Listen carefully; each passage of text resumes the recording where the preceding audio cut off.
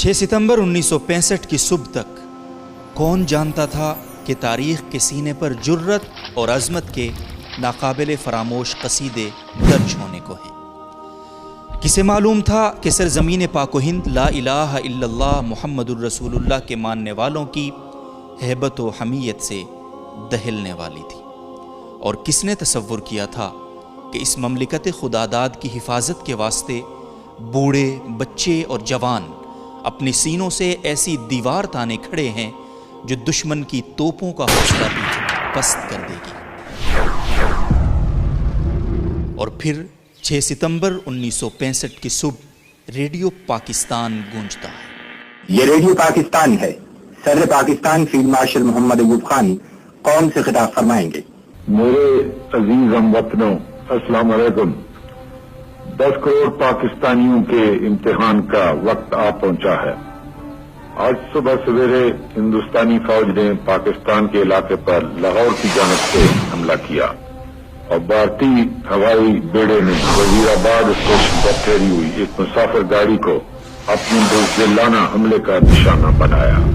پاکستان کے 10 کروڑ عوام جن کے دل کی دھڑکن میں لا الہ الا اللہ محمد رسول اللہ کی صدا گونج رہی ہے، اس وقت تک چین سے نہیں بیٹھیں گے جب تک دشمن کی توپیں ہمیشہ کے لیے خاموش نہ ہو جائیں۔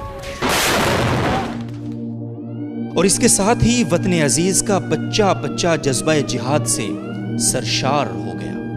پاک فضائیہ کے ایم عالم جیسے بہادر اور جانباز پائلٹ نے سرگودھا کے مقام پر ایک ہی منٹ میں بھارت کے 5 ہنٹر جنگی طیاروں کو دھول چٹائی، جو آج بھی ایک عظیم ریکارڈ کے طور پر Guinness Book of World Record میں درج ہے۔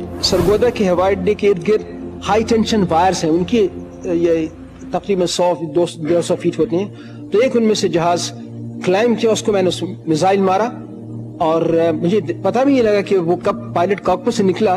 جب اس کے قریب سے میں گزرا دیکھا کہ وہ پائلٹ کاکپٹ میں نہیں ہے اور اس کے جہاز کے ارد گرد آگ لگی ہوئی ہے۔ میجر عزیز بھٹی شہید کی قیادت میں پاک فوج کے بہادر جوانوں نے دشمن کے بڑھتے ٹینکوں کے رستے میں اپنے جسموں کی فصیل کھڑی کر دی تھی۔